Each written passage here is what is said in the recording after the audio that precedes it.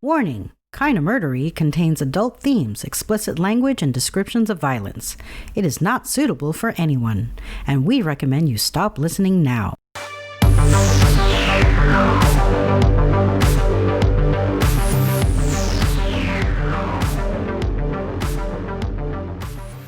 Hello everyone, and welcome to Kinda Murdery, a true crime podcast that's mostly about murder, and always about the strange and compelling stories that arise when the path less traveled twists to darkness, and those who walk its shadows surrender to violence and moral corruption.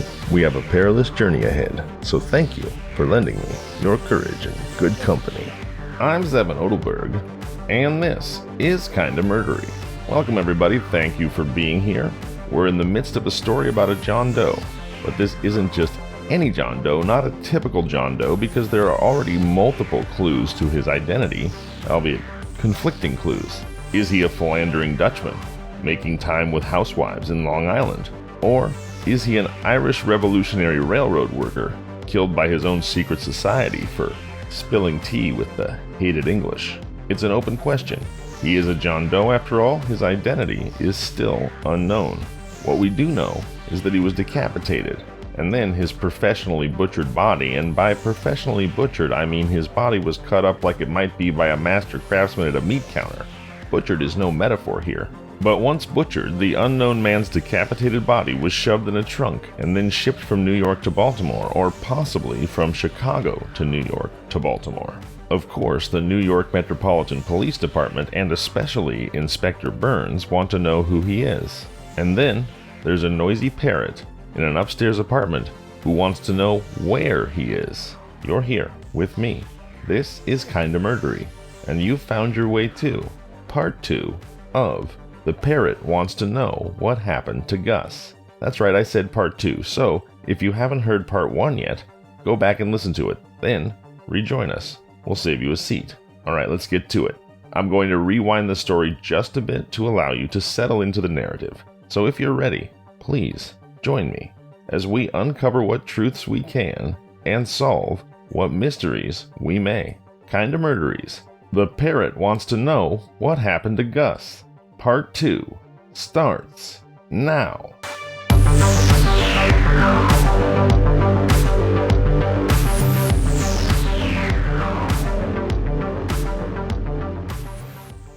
Another new development, the strangest in the case, now engrossed the attention of Inspector Burns. One of his detectives made a report which filled him with radiant energy.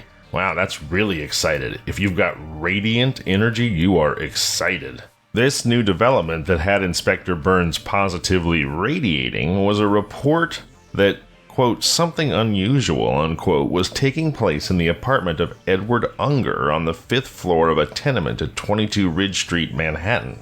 An elderly woman who lived in the tenement was complaining that the rooms were the scene of misconduct of some kind. "The parrot," she remarked to the grocer. "It's raising the dickens.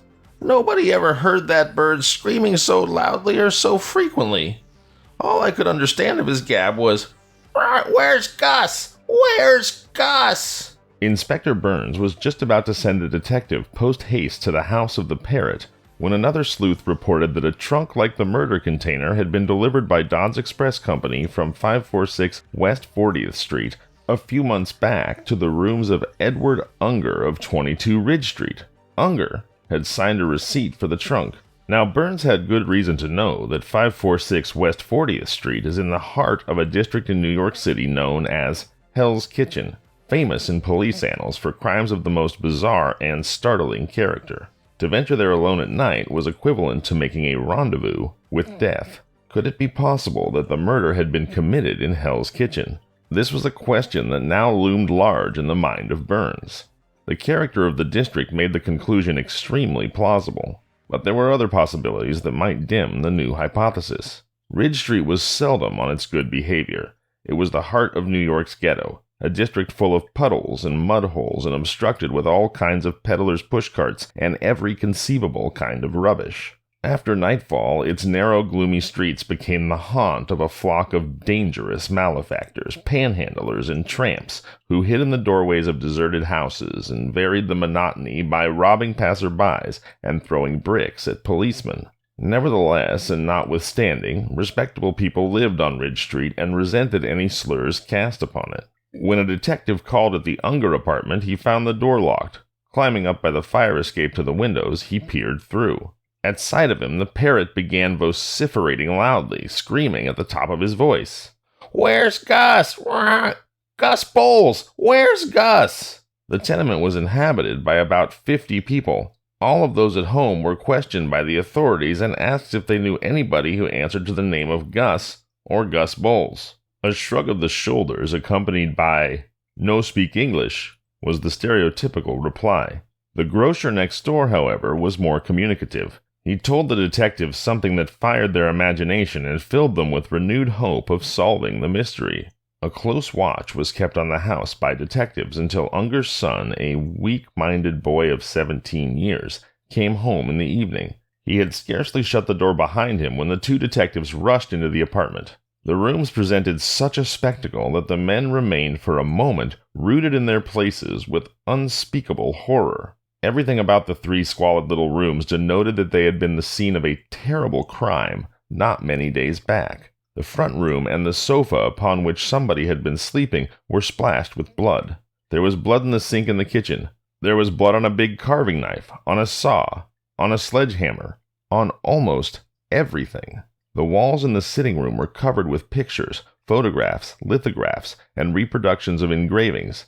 Nearly all of them were of women clad only in their loveliness, which I believe is a polite way of saying nearly all of them were of naked women. Several books were scattered about.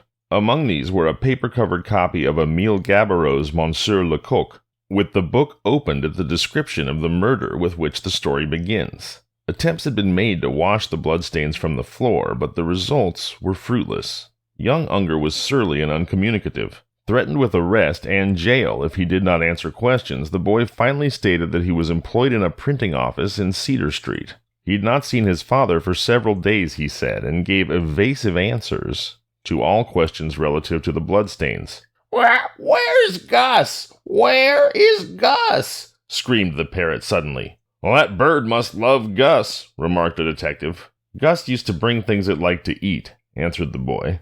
The detectives glanced at each other swiftly. To their questions concerning Gus's identity and present whereabouts, young Unger replied gruffly, "Gus was my father's partner in a saloon around the corner. He went to Chicago a couple weeks ago." "Well, he must have some money to be able to take such a trip," suggested a detective, who by this time had established pleasant relations with the boy. "Oh, he had money to burn," replied the boy, adding, "He had a big wad in the Franklin Savings Bank on 42nd Street and 8th Avenue, and in Chicago and English banks." "Is that so?" remarked the detective. "Well, I ought to know," answered the boy with some irritation. "I saw his bank books, and I heard my father ask him to start me in the printing business. Dad said I'd make good and pay him every cent he lent me." "Well, what did he say to that?" asked the detective. "He said he could not spare the money," replied the boy.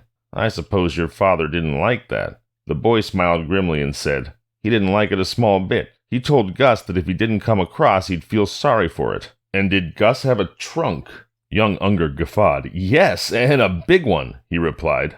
The detective asked another leading question regarding the shirt with the polka dots, but the lad ignored it and changed the subject, and that was all of that. Which brings us back once more to the elder Unger and to Brooklyn. Quick action by the detectives was now necessary in several quarters at once. Another watch was placed on the Unger home by detectives stationed in a room at 44 Grand Street, which commanded a view of Unger's apartment. Other detectives rushed over to Siegel's butcher shop in Brooklyn. "Do you know a man named Ed Unger?" asked the detective. "I do," responded the German Siegel, who by this time had become quite used to detectives. "In November last, he and a good-looking German about 35 years of age with blonde hair and a mustache, about 5'9" tall, called on me. Unger said his companion had just come from England, where he manufactured sheep casings used to pack sausage meat in. They asked permission to leave 6 kegs of the casings in my shop until they could sell them. I granted their request. Upon leaving, they took a bunch of my business cards with them, and if any of these have been used in a crooked way, Unger and his friend will be able to tell you. They sold the last keg of casings a month ago, and that was the last time I saw them." "Did you notice the kind of shirt that Unger's companion wore on that occasion?" asked the detectives. Siegel became very thoughtful. After some introspection, he replied, "A white one." With black or little blue spots. Polka dots, you mean, suggested the detective. Siegel nodded. That is the right name for them, I believe. After this, it was a small wonder that the detectives could think of little else except locating Unger. This does not mean that they ceased running down other clues or that they felt certain that Unger was the real murderer. They felt, however, that he was the most substantial clue, and that they had no evidence against anybody else that would justify a magistrate in holding him overnight. But talking about Unger and catching him were two different things, as far apart from each other as the North and South Poles. Nobody in the house could throw any light upon his whereabouts. The janitor recalled that Unger and a handsome young German had quarreled one night, and that the German was seen no more. The grocer from whom they purchased provisions said that Unger and the German lodger Gus always left the key of their rooms in his store until they or young Unger, the son that had been interviewed earlier by the detectives, returned from work in the evening. The lodger's first name, he said, was August. The neighbors called Unger Captain because he had served in the Navy. Acting on the belief that the Navy Department might furnish some tangible clue to Unger's hiding place, Inspector Burns sent the detective to Washington.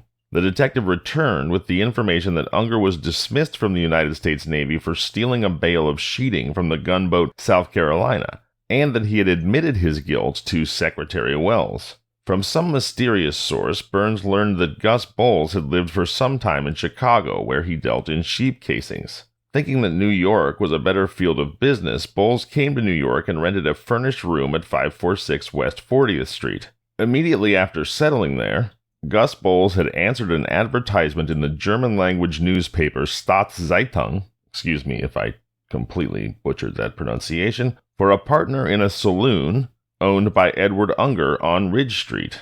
The men became partners, but the business had soon gone on the rocks. Inspector Burns now had a light heart.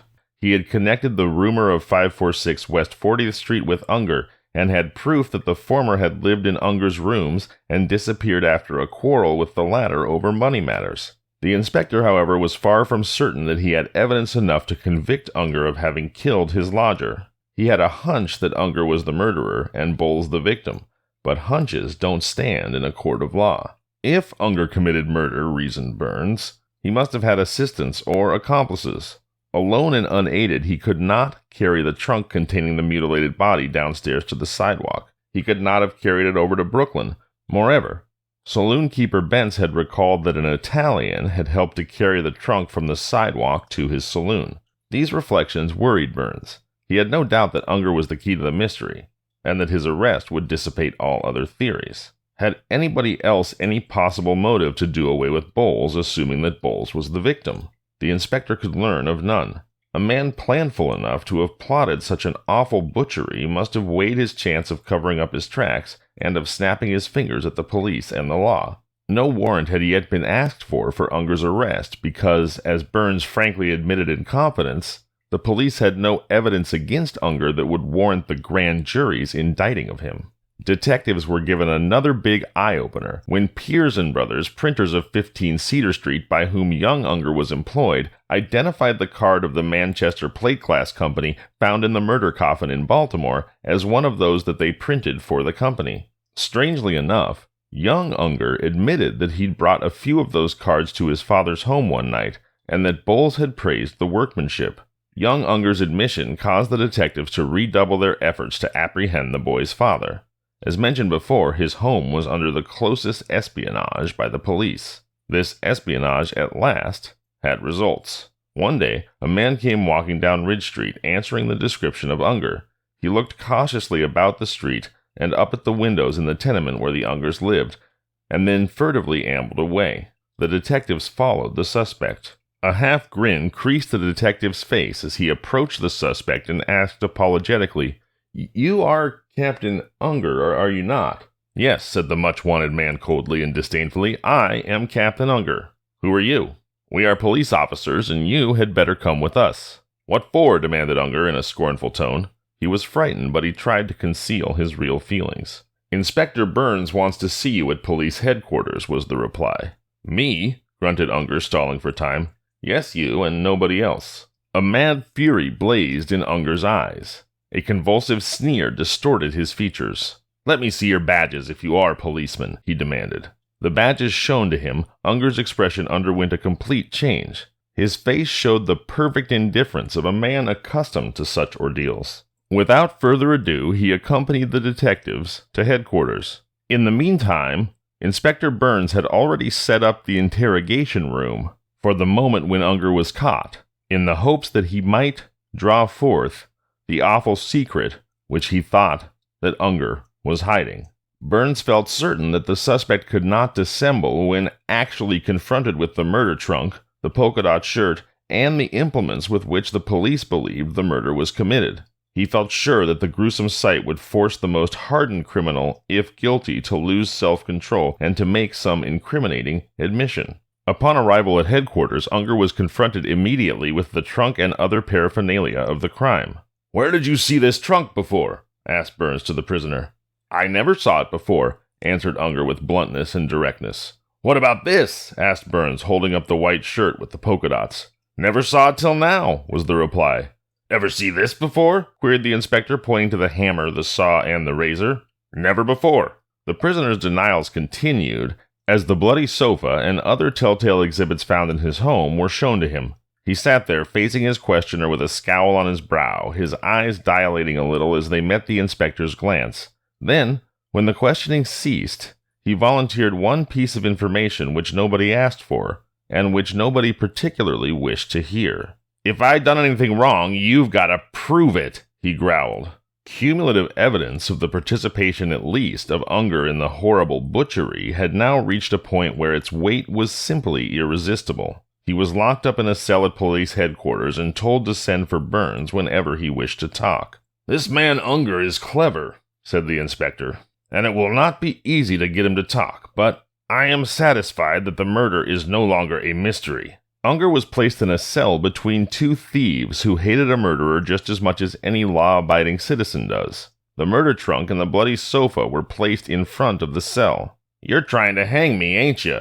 Unger sneered to Inspector Burns in caustic irritation as he saw the trunk and the sofa piled before his temporary prison. "You know better than I whether or not you killed Gus Bowles," said Burns, with a beautiful assumption of indifference. Inquiries at the Franklin Savings Bank had shown that in October 1886, remember, the body was found in the trunk in January 1887, so 1886 was the year preceding the murder, Gus Bowles had $1,000 on deposit there, and that sometime later he had over $3,500. He was well and favorably known at the bank, where none believed that he had any enemies. It may be worth noting that $3,500 in 1886 is equivalent to about $113,000 today, so yeah, I would imagine that Gus Bowles was pretty popular at the bank. A huge crowd of curiosity seekers edged their way into the Tombs Police Court on January 28th when Unger was arraigned before Magistrate Duffy on a short affidavit from a detective charging him with having murdered August Bowles. The prisoner was represented by Abe Hummel of the law firm of Howe and Hummel. When asked if he wished to say anything, Unger replied with a slight sneer, "I'm not guilty, that's all." In the courtroom, saloon-keeper Bentz identified Unger as the man who had brought the trunk to his saloon on Kent Avenue, Brooklyn, on the morning of the day that it was taken from there by the Westcott Transfer Company's wagon. "That man Bentz is a liar," roared Unger. "I never saw that fellow before, and I never stood in his grog shop." Unger was held without bail and returned to police headquarters. About this time, August Belcher, a butcher from 695 9th Avenue, New York, told Inspector Burns that Bowles, the murdered man, Gus Bowles, had been born in East Prussia, that's somewhere in Germany, and became a partner of his in Glasgow. Later, he became a partner of a man named Forrester in Bradford, England, their business being the cleansing and preparation of beef and sheep casings for sausages. Bowles then came to the United States and after a trip through Oregon and Washington settled in Chicago. The preceding July, Bowles had come to New York and sold sheep casings until he became a partner of Unger's in the saloon and afterwards in the sausage meat business. The partnership had continued up to the date of Bowles' disappearance. With these and other facts in his possession, District Attorney Delancey Nichol asked the grand jury to indict Unger for murdering Bowles. William F. Howe of Howe and Hummel appeared for the prisoner when the latter was called to plead to the indictment. "Not guilty, Your Honor," said Mr. Howe, who expressed the strongest belief in his client's innocence. "The whole thing is a pipe dream of the police," added the veteran criminal lawyer. "The mystery is yet unsolved." And unsolved it undoubtedly was, as long as the following material questions remained unanswered. Number 1. Has the dead man's head been found? Number 2. If the head has not been discovered, how can the corpus delicti be established? Corpus delicti means concrete evidence of a crime. In this case, how do they concretely establish the identity of the murdered body without a head? Question number 3. If the corpus delicti cannot be established, how can there be a conviction for murder? Number 4. If Unger slew Bowles, how did he get the trunk over to Brooklyn? Who helped him carry it downstairs from 22 Ridge Street to the sidewalk? Who assisted Unger in taking the trunk to Henry Bentz's saloon in Brooklyn and then disappeared? Number 5. Who witnessed the murder? Number 6. Apart from Unger, were there not others who would benefit by Bowles' disappearance? If these questions could not be answered, Unger's attorneys, the very able firm of Howe and Hummel, would have a field day. And then, to everyone's surprise, all of these questions were finally answered by the prisoner himself, thanks to the genius of Inspector Burns and the power of silent, passive interrogation. What do I mean by silent, passive interrogation? Or perhaps we could even call it psychological torture. Well, as you'll recall, Inspector Burns left the murder trunk and other telltale evidence in front of Unger's cell. And for all those days and weeks, Unger sat there, constantly confronted by the grotesque reminders of his alleged crime. The continued presence of the gory trunk and the other evidence in front of his cell finally weakened Unger and led him to seek an interview with Inspector Burns. "I can't stand this any longer," he said shakily, pointing to the bloody trunk. "I defended myself. I killed Bowles, but I had a right to do it. He lived with me and my boy since December and paid half the rent of our rooms, that's $7.50 a month, and 1/3 of other expenses. On the night of January 20th, I went to poke the fire in the stove. Bowles cursed me and put his hand to his hip pocket. I thought he was going to kill me. I struck him on the head with the poker, and the blow from the poker killed him. Then, fearing arrest and disgrace, I decided to hide the body. I put it under the sofa on which Bowles used to sleep, and I left it there all night." Unger stared at the floor a while in brooding silence, but pretty soon he resumed his story. "The following morning, I made up my mind to cut the body into pieces. I tried to get a bag to put it in, but I couldn't find one strong enough, so I bought a couple yards of rubber cloth at 80 cents a yard to wrap it in. I spread the rubber cloth on the floor of the sitting room, and then first I cut off the head, next both legs and the arms close to the shoulders. But the legs were too long to put in the trunk, so I cut off both feet, and then I was able to get all the parts in the trunk except for the head.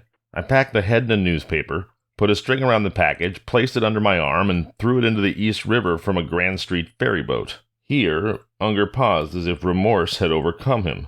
He moistened his dry lips. When Unger had regained his composure, he was asked, "Well, what did you do next?" "When everything had been packed into the trunk and the lid was locked, I gave an Italian 25 cents to help me take it downstairs and into the beer saloon on Grand Street.